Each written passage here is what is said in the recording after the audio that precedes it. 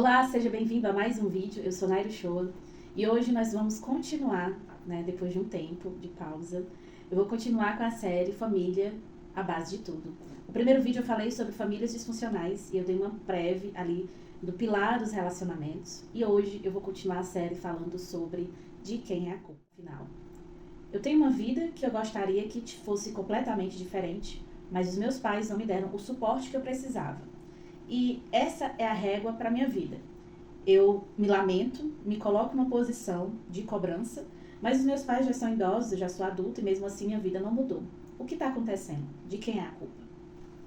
Não é muito difícil a gente achar em análise, em clínica, pessoas que chegam no divã, na poltrona, eu vou usar a palavra divã, que é uma palavra mais psicanalista, e falam das coisas que deixaram de fazer, das coisas que perderam as oportunidades, por falta de conhecimento, porque não foram validadas, porque o pai era narcisista, porque a mãe era narcisista, porque os pais não deram recurso suficiente, porque eles não foram cobrados, ou até mesmo porque receberam sempre tudo de mão beijada.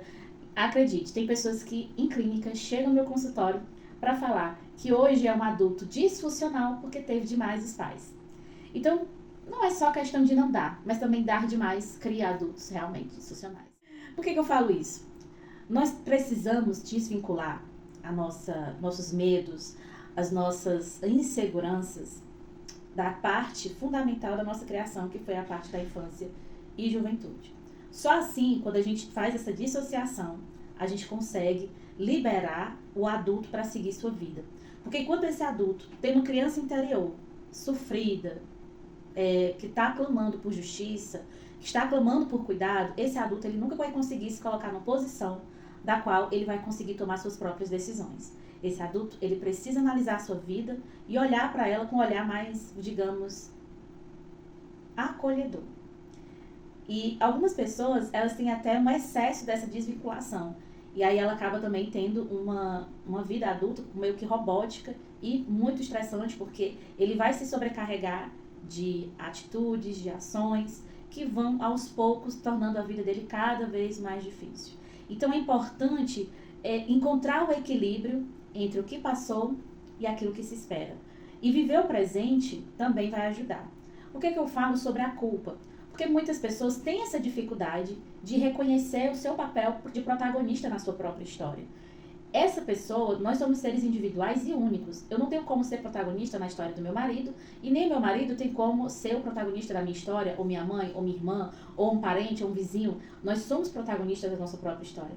Mesmo morando numa casa com várias pessoas, cada um é o seu próprio protagonista. E a forma como a gente se coloca diante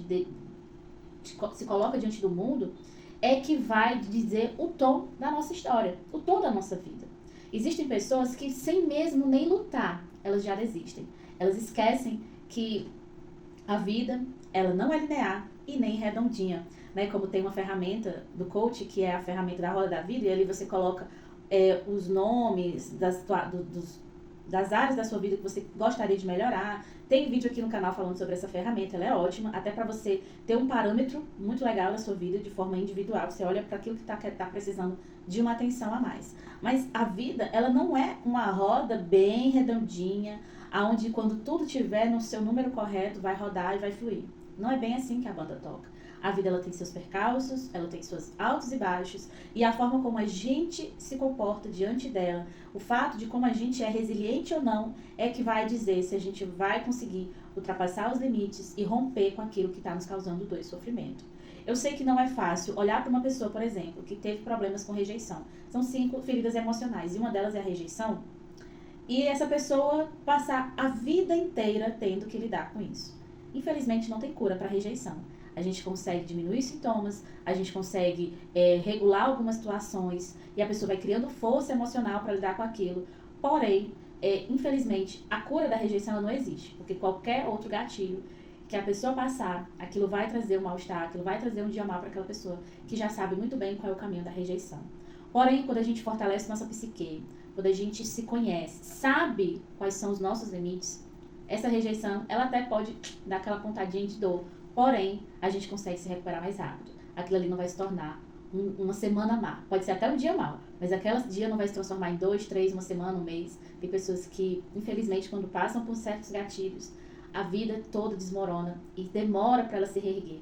Então eu te convido nesse vídeo a trazer uma consciência de si, uma consciência resiliente, para que você tenha força para superar os obstáculos e os percalços da vida. Se você for para uma roda terapêutica, ou você for para um ambiente onde as pessoas conseguem compartilhar suas dores, você verá que talvez a sua história ela seja uma história de sucesso comparado com outras histórias.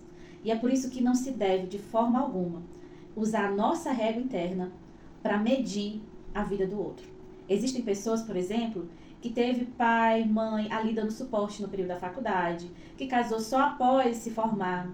Então não tem como uma pessoa que já foi fazer faculdade pós-casamento, que não teve ali tanto o suporte dos pais, que teve que lutar pelo que tem com muita mais garra, com muita mais força, e essas pessoas se compararem como equivalentes, porque elas não são.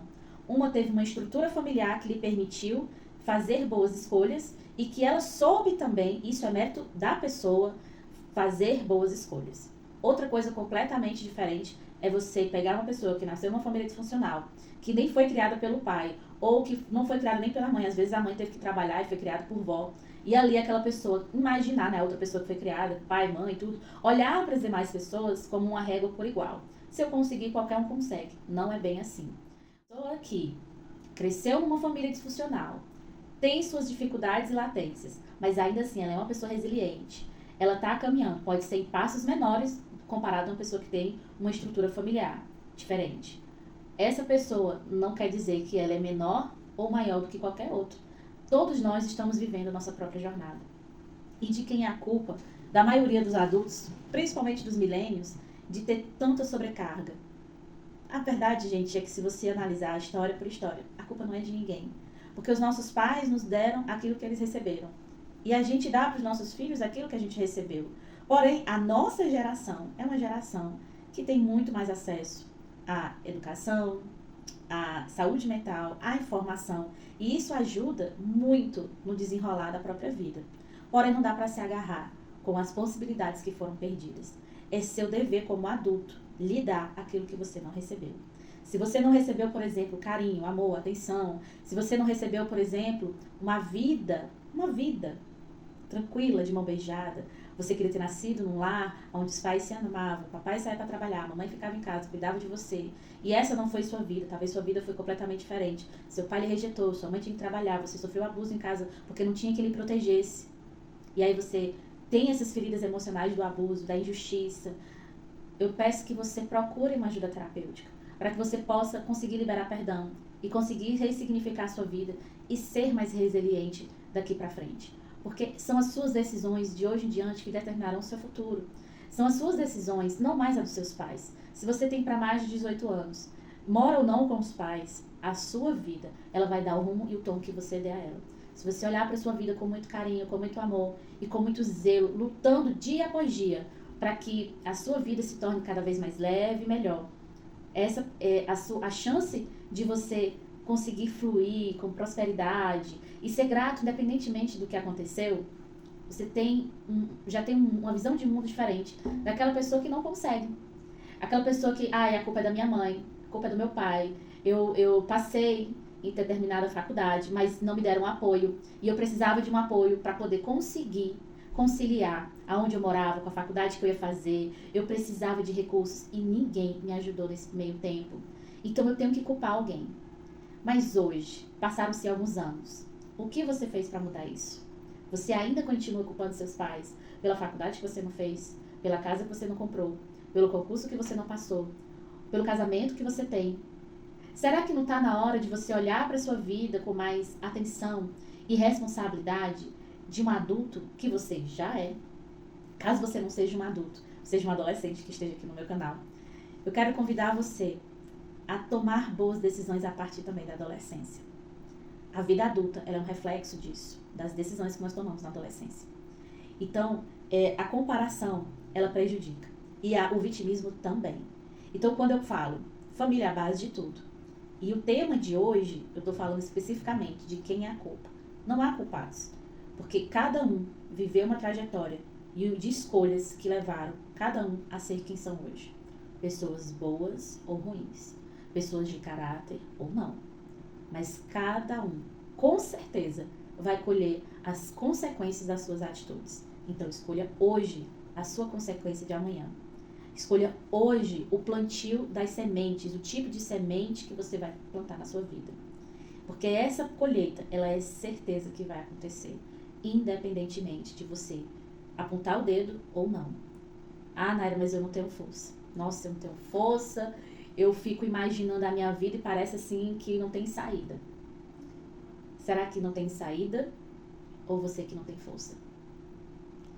Espero que esse vídeo te ajude a ter uma clareza de ideia maior.